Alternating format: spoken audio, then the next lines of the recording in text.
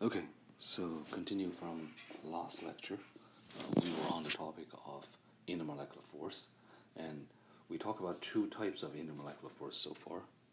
They are ion dipole force and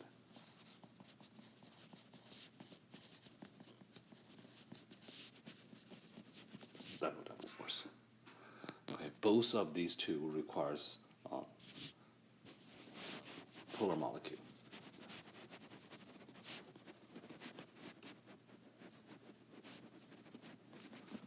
Okay, dipole force happens between polar molecules.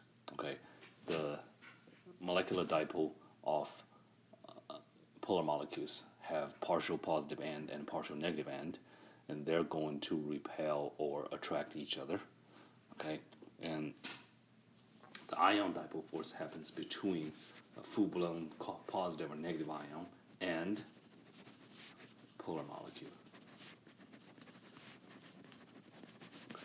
And now, of course, now both of these two are easy to understand because we already know from the learning of polarity before that a polar molecule is a polar molecule because the bond dipoles, the imbalanced distribution of shared electrons, okay, the bond dipoles couldn't cancel out within a molecule and resulted in a molecular dipole, a total of the bond dipole. And then when you have a dipole, that means you have partial positive and partial negative ends. And, positive charges and negative charges are going to attract each other, positive charge and same charge is going to repel each other. So we expect these kind of attractions to happen. So that, of course, brings us a question that, does that mean that only polar molecules would have intermolecular force? Now, the answer is actually no to that question, and this comes to our third type of intermolecular force. We call it the London dispersion force. Okay, so LDF. All right, so what exactly is this? Now, first of all, let's make something very clear. London dispersion force exists in all molecules. Okay? So regardless of what kind of compound you're dealing with, polar or nonpolar,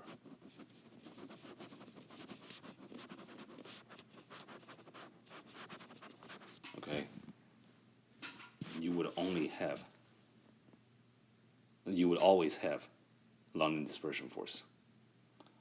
Okay, so if there's ever a question asking you what type of intermolecular force exists for a particular compound, okay, London dispersion force is always one of your choice. Okay, now, so what is London dispersion force?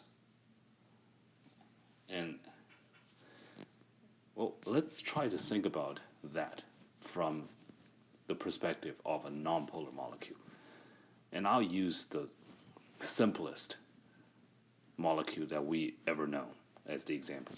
So let's think about H2 molecule. Okay, so is there intermolecular force between H2 molecules? And you look at this, you go, well, H2 molecule, I know how the bonding is. Okay, you got two hydrogen nucleus that share one pair of electron, and this is pure covalent bond. So that means equal sharing. Okay. So if it's equal sharing, there shouldn't be any charge imbalance or charge distribution imbalance. Okay, if there's no charge distribution imbalance, there's no bond dipole.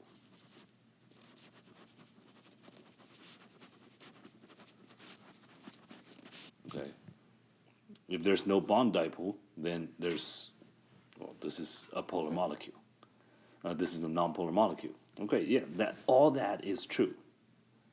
Okay, but one thing we need to be very clear is that is this pair of electrons always stay right in the middle of the two hydrogen nucleus? The answer is obviously no. Okay, electrons are always in motion. Okay, so imagine that you can take pictures of electrons and nucleus, okay, for this molecule. What exactly would you see in those pictures? So let's say these are the two nucleus, okay? And maybe for this one moment, you would see these two electrons here, very close to the middle, okay? Next moment, you take another picture.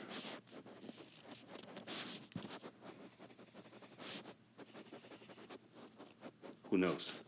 Maybe those two electrons are here. The moment after that, you take your third picture. Maybe those two electrons, those are the two nucleus, maybe those two electrons are here. Right? I mean, they're electrons, they're flying, right? Now, okay, now, if you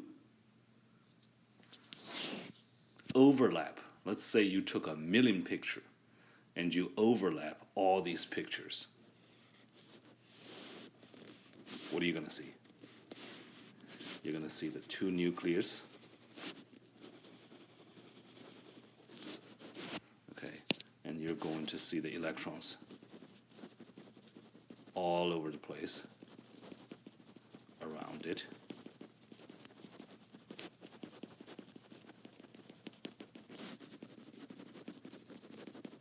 And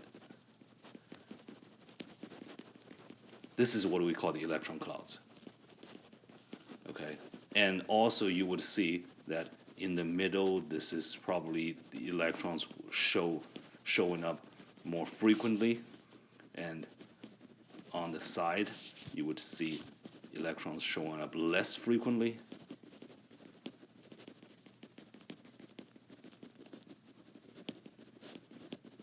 Kind of like this.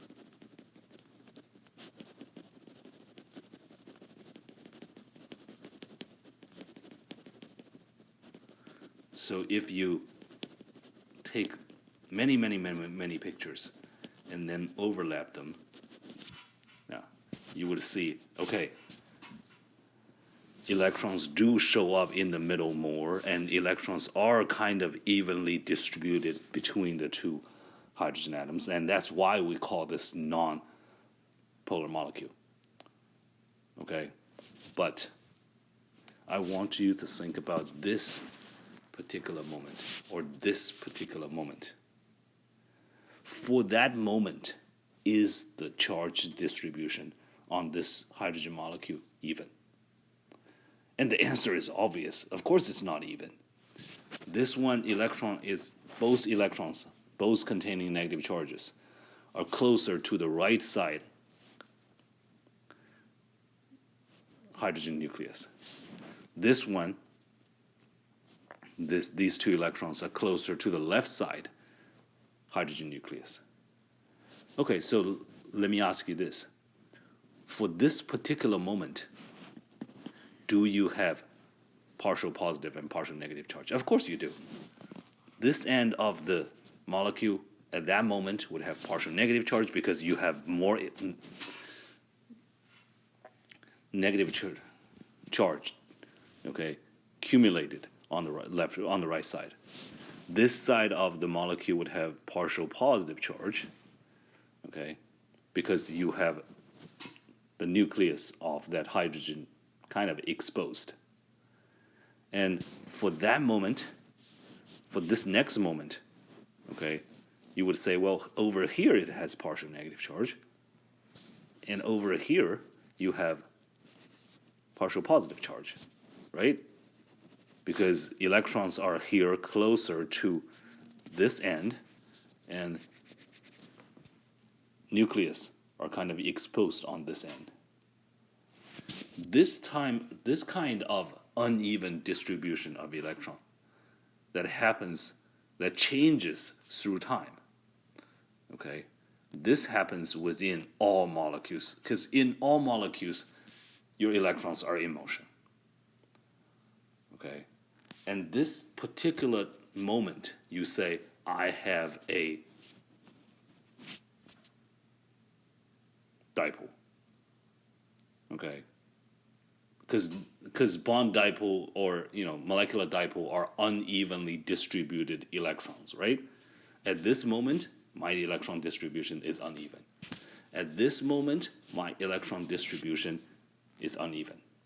But unlike the polar molecules, where you have what we call permanent dipoles.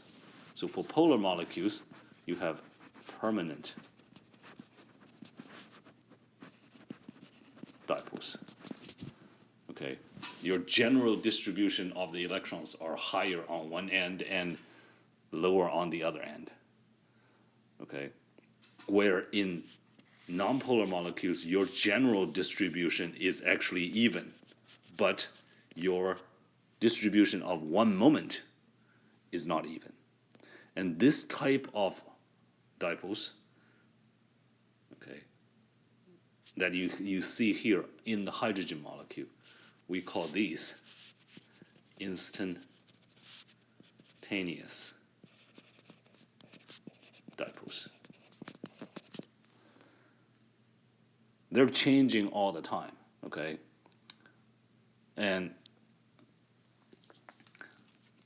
of course, okay, because they're changing all the time, okay, every moment between two neighboring molecules, you would have attractions and repulsions. And that relationship is changing all the time. One moment they could be, the two ends of the molecules could be attracting each other. The next moment, okay, one of them, the instantaneous dipole change, they would be repelling each other. Okay, and so what's London dispersion force? Motion of electron create instantaneous dipoles.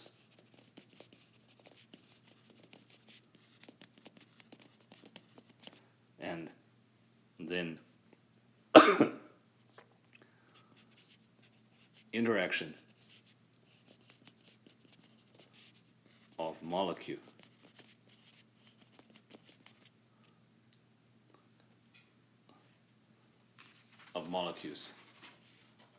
caused by instantaneous dipole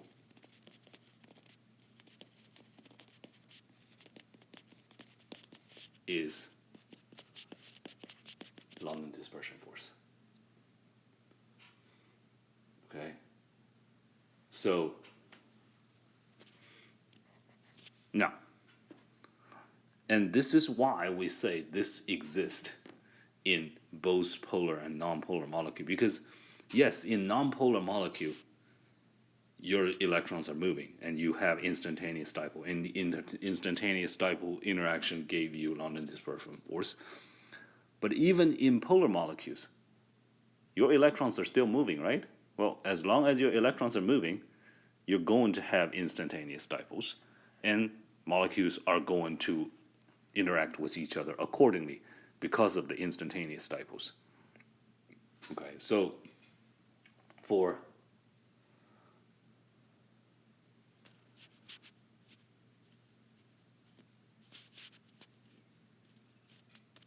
nonpolar molecules,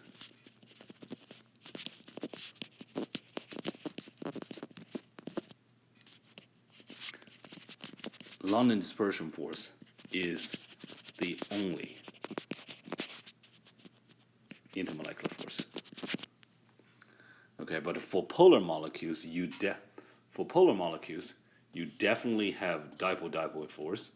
You could have ion dipole force if you have ions present, and you definitely also have London dispersion force. Okay, so this is the third kind of intermolecular force. Now, all right, the fourth kind of intermolecular force, okay, has a name that could be misleading. We call it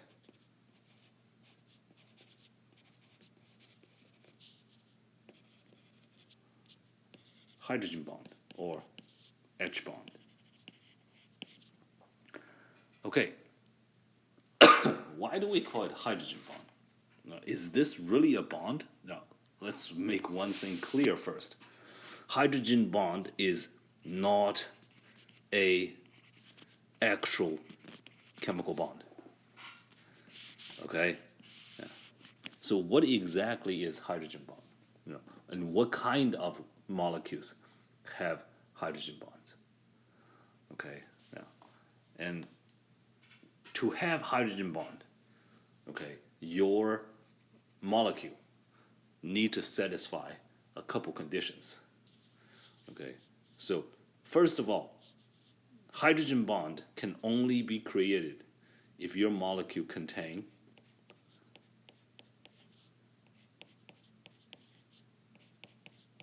one of these three bonds. Okay?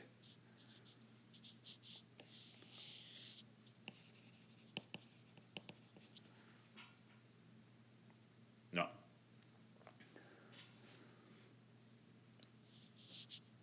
if your molecule contain HF bond or HO bond or HM bond, you have the possibility have hydrogen bonding.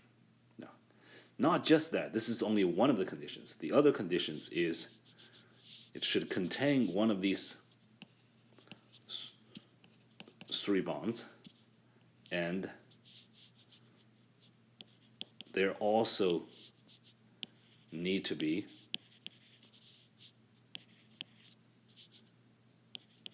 lone pair electrons on the fluorine, oxygen, or nitrogen. If you satisfy this condition, then you have hydrogen bonding. Now, first of all, why fluorine, oxygen, and nitrogen? Now, fluorine, nitrogen, oxygen, and nitrogen, these are the three most electronegative elements. Okay? No. Well,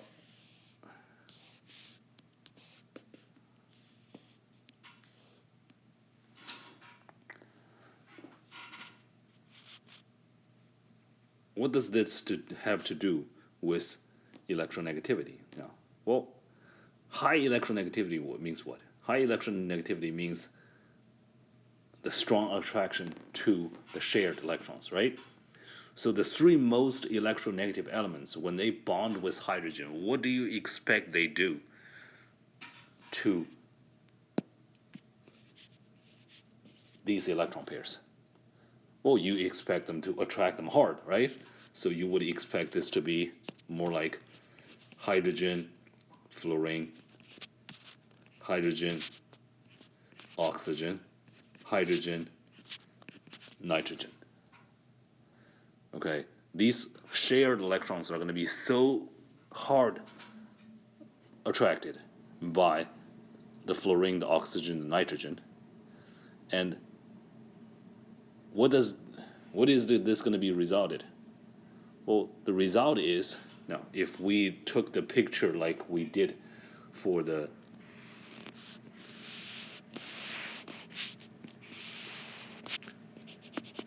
previous London dispersion force, now, let's say this is my hydrogen nucleus, and let's say this is my fluorine nucleus. Okay, now if I take all these pictures and overlap them, how is the electron going to be distributed? You're going to see mostly the electrons are going to be here. Okay, heavy, closer to the fluorine, and even to the other side of fluorine. And then as you go further away from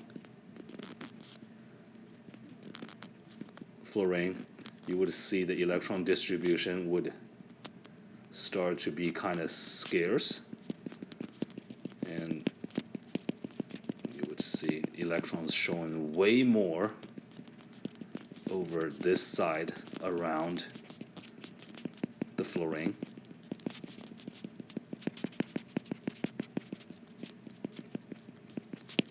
And you would think that the electrons very rarely gets to the hydrogen side. So see the difference between this and the hydrogen molecule earlier? Okay, so the distribution is so heavily on the fluorine, on the oxygen, and on the nitrogen that your hydrogen nucleus here is almost kind of stripped naked. The result of that is this guy now has very strong partial positive charge. Okay. Those other partial positive that we talk about in regular polar molecule or in the instantaneous dipole of nonpolar molecule, those are very, very weak partial positive charge. Okay? But for hydrogens here, they have very, very strong partial positive charge. Okay, now imagine if these guys also have lone pairs on them. Okay, yeah. How much are those lone pairs? Okay. That gave them very strong. The lone pairs would have strong partial negative charge. So now imagine, okay, if you have, let's say what molecule, okay, HF molecules. Let's say you have a bunch of HF molecules. Okay, they are all scattered around. Okay.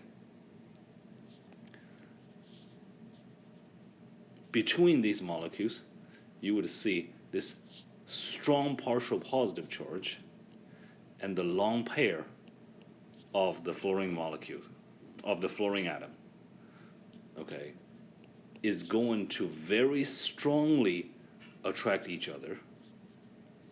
Lone pair, partial positive.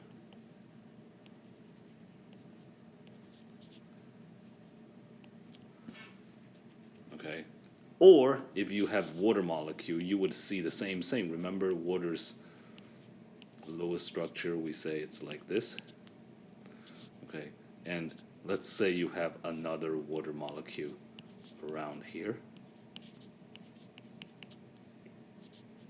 This lone pair here is going to attract that hydrogen very, very strong.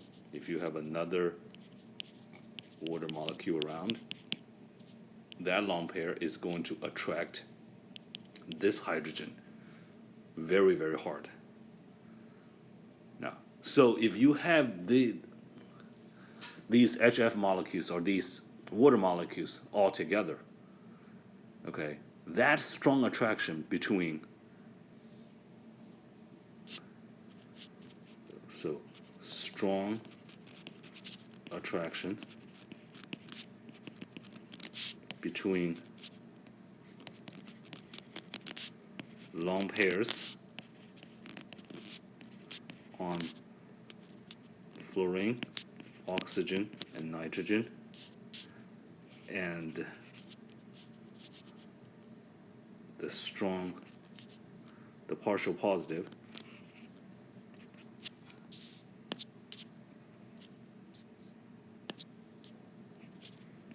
of hydrogen atoms. That is called hydrogen bonding. Okay. Now, why do you separate this out and talk about it as an individual type of intermolecular force? Because it's actually very, very, very strong. Okay. Now, how strong? This is actually much, much stronger than the dipole-dipole force between polar molecules. Now, if you're going to have to put on the strength of intermolecular force, okay, here's actually a comparison. Your ion dipole force is actually very much similar to hydrogen bond, and both of which are stronger than dipole force, and that would be stronger than London dispersion force. So hydrogen bonding is at a strength that's comparable to fully charged ion attracting polar molecules. That kind of attraction level. Okay. Now, why are we comparing? So, okay, like coming back to hydrogen bonding, what kind of compounds would have hydrogen bonding? Well, if you have HF, you definitely have hydrogen bonding. If you have water, you definitely have hydrogen bonding. Okay, if you have some kind of alcohol, okay, you definitely have hydrogen bonding. If you have hydroxide ion, you have hydrogen bonding. If you have ammonia, you have hydrogen bonding. Now, the list can go on and on. As long as you draw your Lewis structure of the compound and you see that, okay, I have hydrogen bonded to one of those three atoms, and also I see lone pairs on those atoms, then it has hydrogen bonding. Okay, now, one exception here I want to show you is, if you ever seen ammonium ion. We are all familiar with this ion. Okay, this is our only polyatomic positive ion for a very long time. And would you have hydrogen bonding if you have this kind of ammonium ion? The answer is no H bond. Why? Because you do have hydrogen-nitrogen bond, but there's no lone pair. No lone pair, no hydrogen bond. Okay, so this guy don't have hydrogen bonding. Now, all right, so why do we care about intermolecular force? Why are we learning it? And why are we comparing the strengths of it? Okay, now, intermolecular force actually determines a lot of the common physical and actually a lot of the common physical property of chemical compounds, and some of the chemical property of the compounds are determined by intermolecular force. Okay, yeah. It's simple, okay? The stronger your intermolecular force is between your molecules, well then the more energy it takes, okay? The harder it is for you to separate those molecules. Okay, so stronger intermolecular force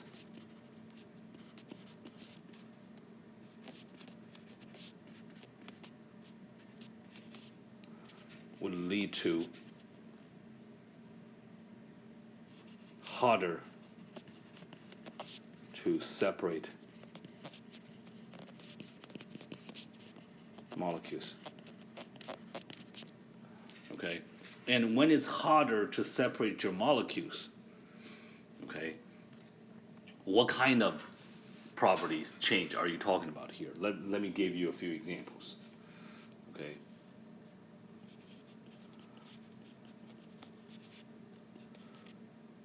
Boiling point is a typical physical property of liquids. Okay. When would your, and what is the boiling point? Boiling point is the temperature where your liquid is turning into gas. Well, how does your liquid turn into gas? Your liquids are a whole bunch of molecules sticking together, right? And your gas are essentially a bunch of free molecules, right? Okay, so if you agree to that, how do your sticking together molecules turn into free molecules? What do they need to overcome? They need to, for going from liquid to gas, you need to overcome intermolecular force. Okay. Now, so what if your stuff have stronger intermolecular force?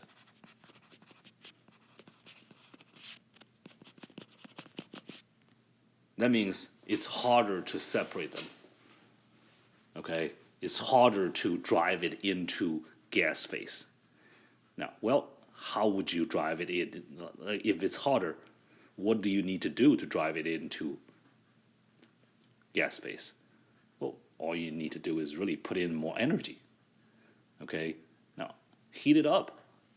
Provide more kinetic energy to your molecules. Give your molecules faster speed so they can break away from each other. Right? So, stronger intermolecular force will lead to higher boiling point. Makes sense, right? Now, your molecules stick to each other harder, so it's going to take you more energy to turn it into free molecules. So boiling point is definitely something that could be affected. Okay, now, another property that could be affected by intermolecular force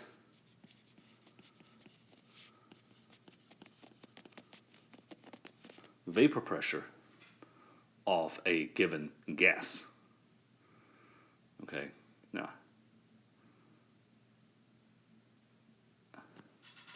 how does intermolecular force affects vapor pressure? Okay, now think about it.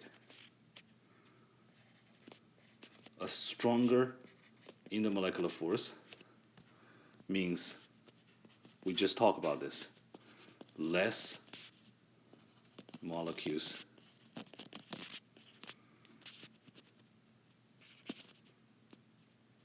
gets free from liquid.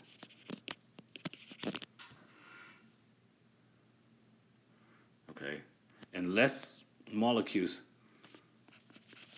gets free from liquid means less molecules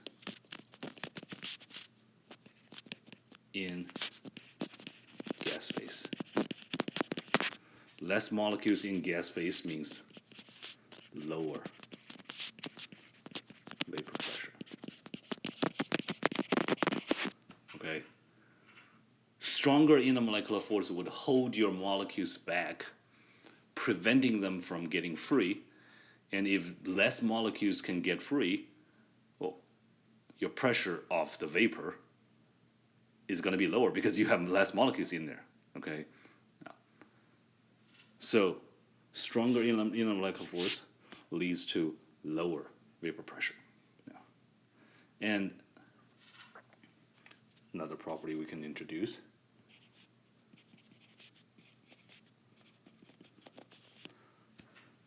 viscosity. Viscosity is the stickiness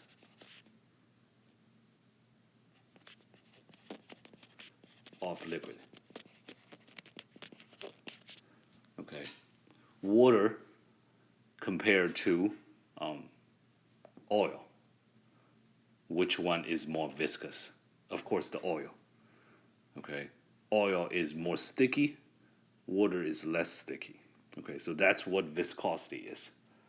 Yeah, and what determines viscosity? Well, again, intermolecular force. Stronger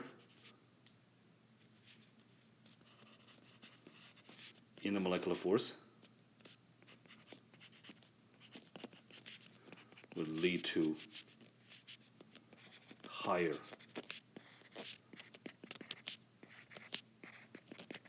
viscosity of liquid. When your liquid molecule attract each other harder, okay, the liquid is more sticky. Okay. So now we're not gonna. There are other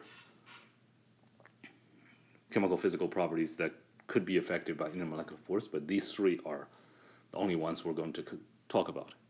So, what are you talking about this for? Well, if you experience a question on your final exam, okay, asking you about what's having stronger, what's having higher boiling point, lower vapor pressure, higher viscosity, okay, questions regarding these properties, you see them, the first thing you need to tell yourself is this is about intermolecular force. Comparing boiling point is comparing intermolecular force because higher intermolecular force means higher boiling point.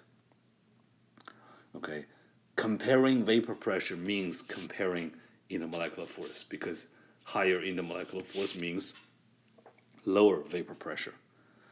Comparing viscosity means comparing intermolecular force because stronger intermolecular force means higher viscosity. Okay, and how do I compare intermolecular force for similar molecules? Okay, you can always compare them by, okay, what kind of intermolecular force I have. If I have hydrogen bonding, okay, like then my intermolecular force is probably going to be higher than regular polar molecule. If I have a non-polar molecule only have London dispersion force, then its intermolecular force is probably going to be lower than a regular polar molecule. Okay, now, and now when we are comparing intermolecular force, okay, what if, well, the molecules we're comparing are the same type? They're both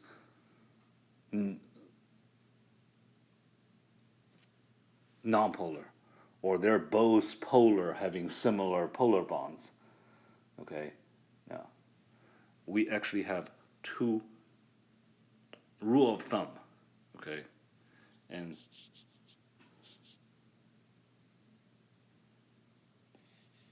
comparing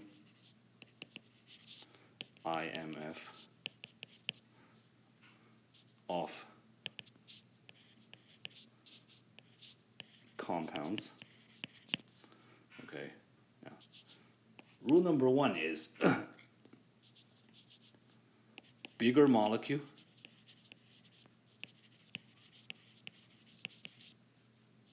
leads to stronger intermolecular force. Okay, now, so for example, now, if you're comparing the intermolecular force between, let's say,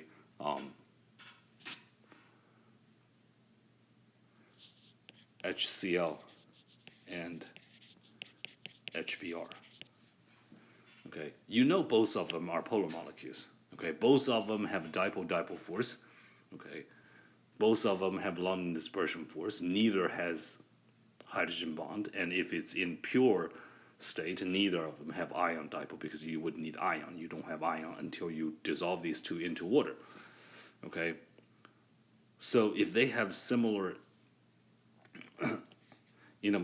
similar type of polarity. Okay, how do I determine the intermolecular force? Well, HBr is bigger. How do you know HBr is bigger? Well, on your periodic table, chlorine is above bromine, right? What do we know about size of atoms? Yeah. The size of molecule is the size of hydrogen plus the size of the chlorine or the bromine. Okay, size of the hydrogen is always the same. Size of chlorine and bromine. Okay, what's the size of chlorine and bromine? Comparison. Now, from bottom to top of the periodic table within the group, your size of atomic radius decrease, right? Bromine bigger, chlorine smaller. So if bromine is bigger, HBr is bigger than chlorine. Okay, HBr is the bigger molecule.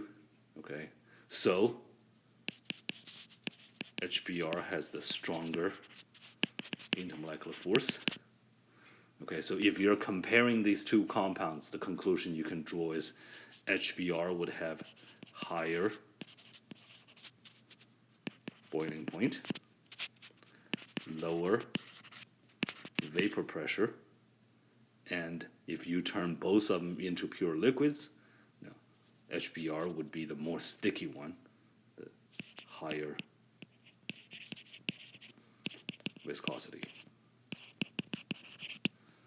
Okay, and another rule that we can also say is similar size but longer molecules.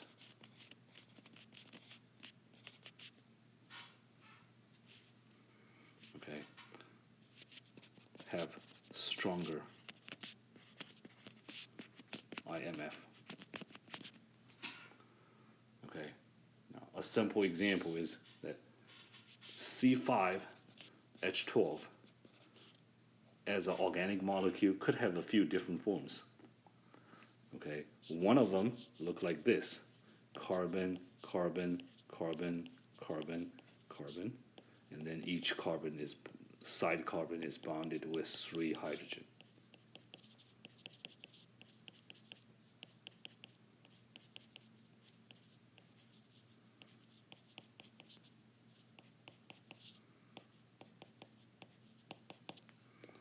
Okay, so that's one type of C5H12. And the other type is actually C, C, C, C, C. And then hydrogen, hydrogen, hydrogen, hydrogen, hydrogen, hydrogen, hydrogen, hydrogen, hydrogen, hydrogen, hydrogen. Okay? And between these two, they're the exact same molecule, chemical formula wise. Okay? But when we are comparing intermolecular force between them, your conclusion is going to be very easy here. This guy has definitely stronger intermolecular force. So if you're comparing boiling point, okay, this guy would have the higher boiling point over this compound, over this guy. This guy would also have lower vapor pressure. This guy would also have a higher viscosity. Okay, everything that leads from a stronger intermolecular force. Okay, now why longer molecule and bigger molecule have stronger intermolecular force? Bigger molecule have stronger intermolecular force is actually easier to understand now, because the bigger you are, okay, the bigger your electron cloud is surrounding your nucleuses, okay, and the bigger the electron cloud is, okay, the easier it is for your electron clouds to have interaction. And the easier it is for your electron clouds to have interaction, well, the stronger your intermolecular force would be. Yeah. Why does longer molecules have stronger intermolecular force? Let's look at this from, let me give you another analogy here, okay? Now,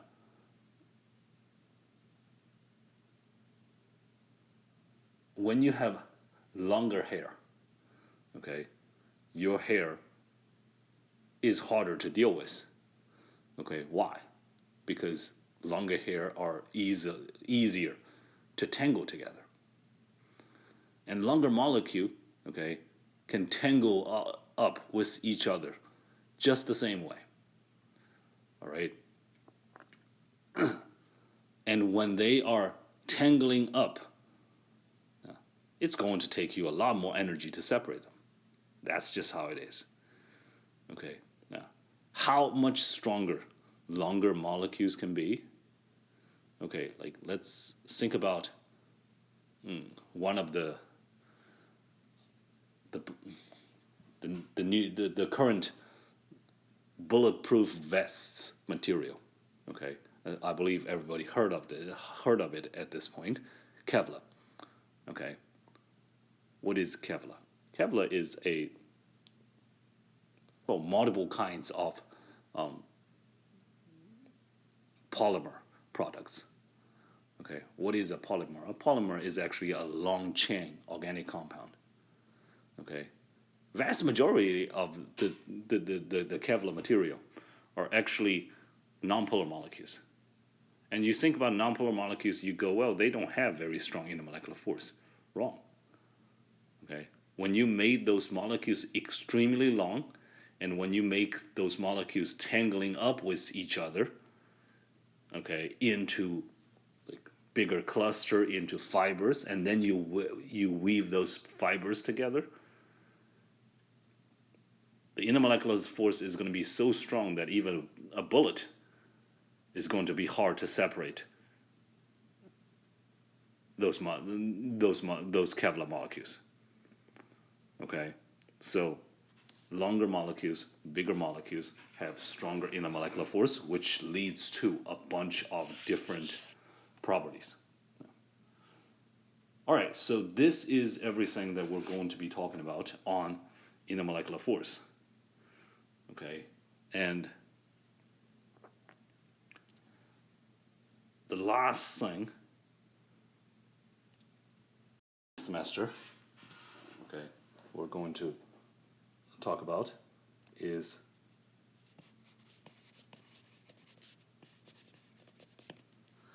ideal gas. Now, first of all, okay, what is ideal gas? Now, ideal gas is not real, okay? It's kind of a model that people build for gas molecules. What do you mean? Well, people's understanding of gas molecules have long been, well, they're free, right? They're flying all over the place. Okay, now, and people think that the ideal gases, okay, behave like, well, bouncy little balls that's flying around completely free. Is that an ideal model to simplify our study of the motion of ideal gas molecules, Yes, absolutely. Okay, not thinking about the gas molecules attracting each other, having intermolecular force, yeah, does make it easier to study them. Okay, but is it really that way in real life? In real life, does gas molecules attract each other? Of course they do. Okay, so now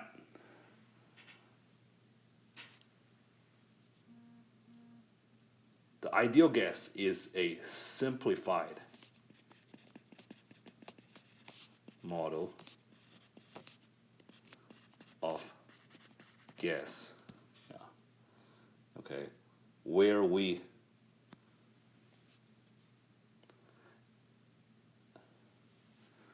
ignore, okay, the volume of the gas molecules themselves, okay,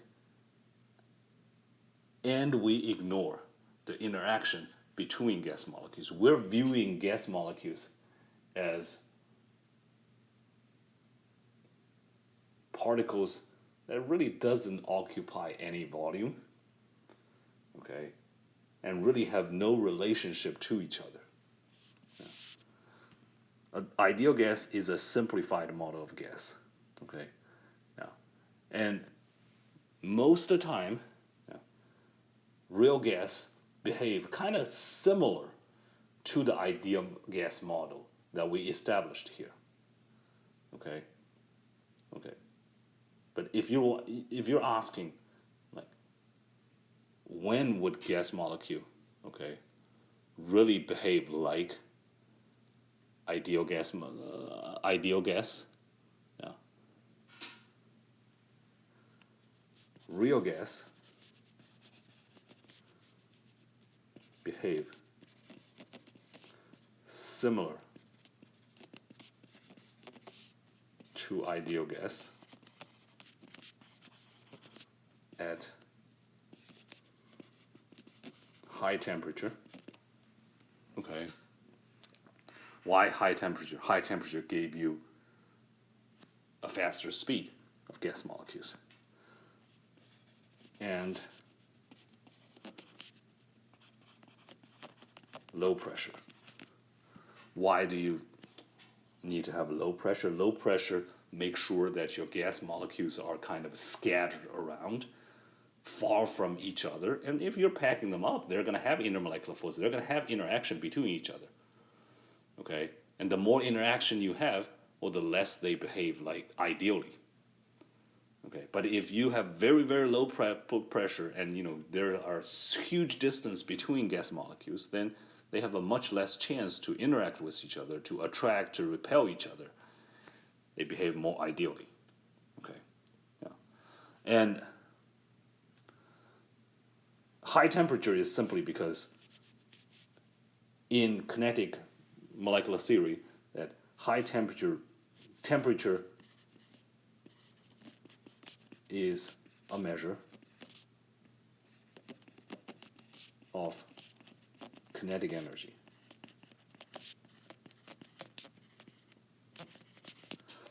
Higher temperature means higher kinetic energy. Higher kinetic energy for a given molecule just means faster molecule. Okay. The faster they are, okay, the quicker they move away from each other, okay, the harder they bounce off of each other, okay, the more ideal their behavior is going to be. All right, so now, I think I used all the time here. Yeah. And on our next lecture, we're going to focus on what do we call the ideal gas law. PV equal to nRT. And that's it for today.